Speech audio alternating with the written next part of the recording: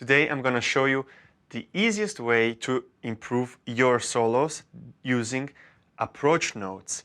Now this lesson is really for everyone, so stay until the end because you're going to change your playing in just 5 minutes. So let's start right away and let me show you what inspired me to do this lesson. I realized I never talked about this very important topic, but I actually practiced it quite a lot and it comes organically out in my solos and I've never thought about it.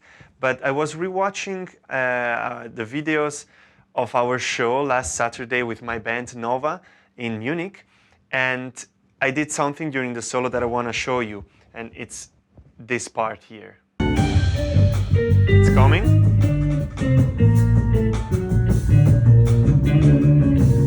Now,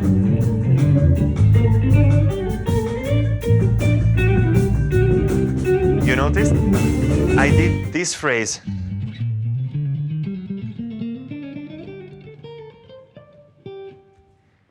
And what is that actually? This is just a double approach, right? Chromatic from below and diatonic from above.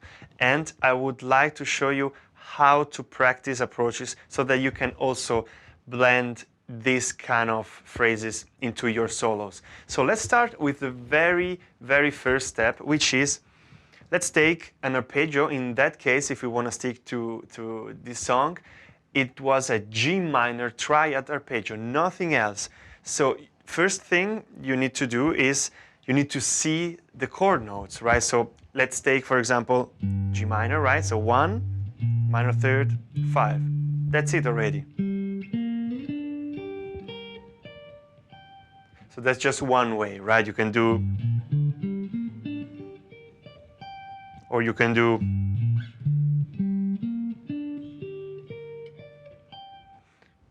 etc., as you wish. And now the first exercise to practice approach notes would be to play a chromatic approach from below, and our goal note, that's very important with approaches, you always have a goal note, and our goal is the note of the chord, of course. And we think about, we think like that rhythmically.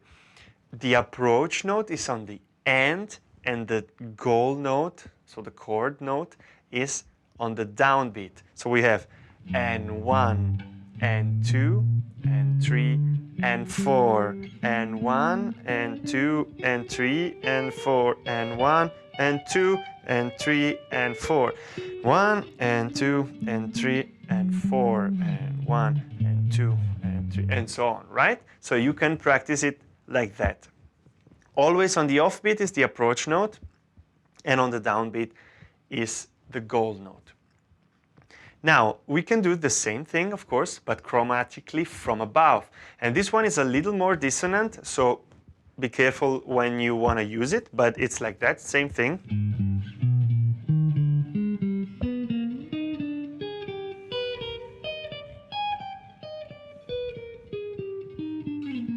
Oh, sorry.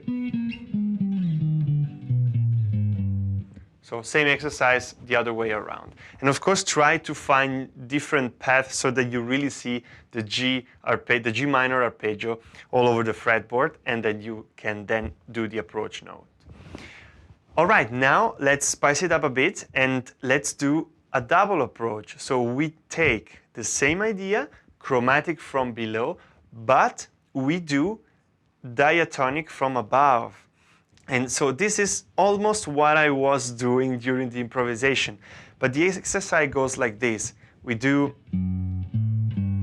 so that means that we have chromatic note from below, starting on the downbeat.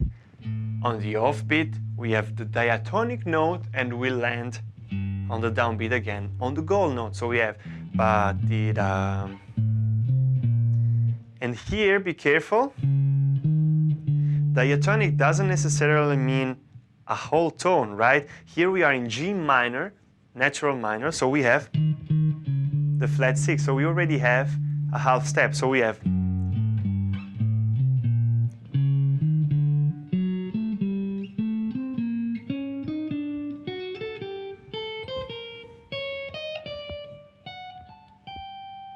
So this is Another example, of course, you can also do it the other way around. You start with the diatonic approach from above and chromatic from below. So we can do ba da da dee da da.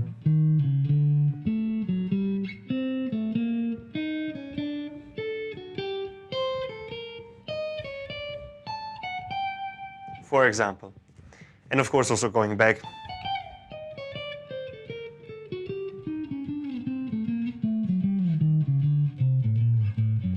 Same thing. All right, and now let's make it even a little more interesting, and we can do chromatic from below and double chromatic from above. So we do,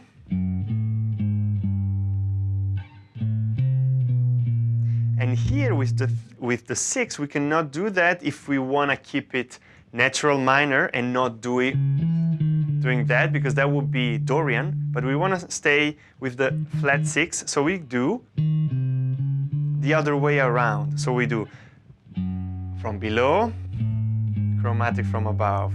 Same thing for the minor third, and then we turn it around for the 5th, and then it starts again. You see, that's already pretty interesting. It's already bebop almost.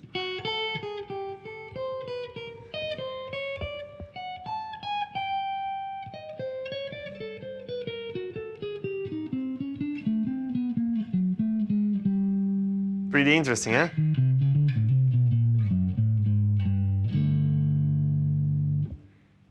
Or we can also do something else that is very interesting.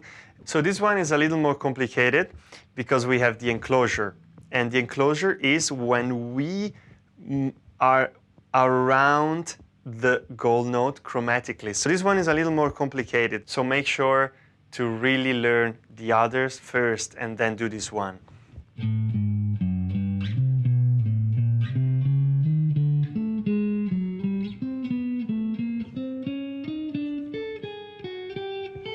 Oops.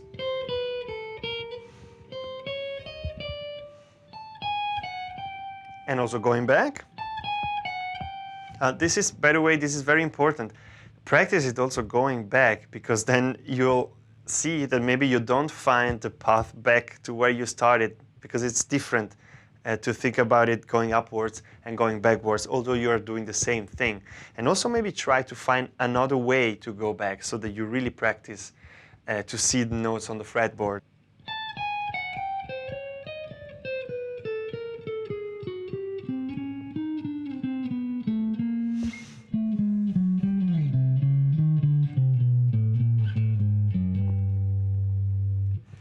And then, finally, what I actually did in the solo, it was kind of an embellishment of this G minor arpeggio, but working with the approach notes. And I did. So what is that? I start with the gold note actually, but then I work around it.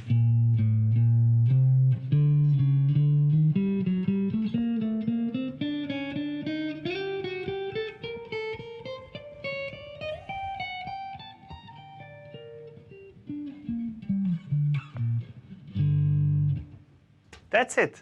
So, as promised, very quick and very effective. Do this, try to apply it also over changes. So this was an example with one chord. But of course, you can take a standard and try to do it like that, even just with triads, right? And the second step could be to add the 7th, but it's the same thing. So if I add the 7th now with the G minor, it becomes a G minor 7, and it's really almost the same thing. It's not much more complicated. And it's, if we go back to the original, so we have also the F. So we have like a chromatism at the end, for example. Or of course, like,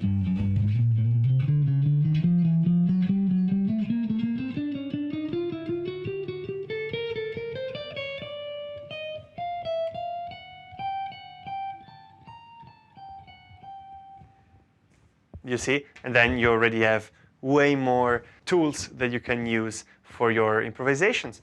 Thanks for watching the lessons. thank you for checking out the channel, and don't forget to subscribe and hit the like button. And of course, as usual, you'll find the PDF of this lesson with the link in the description.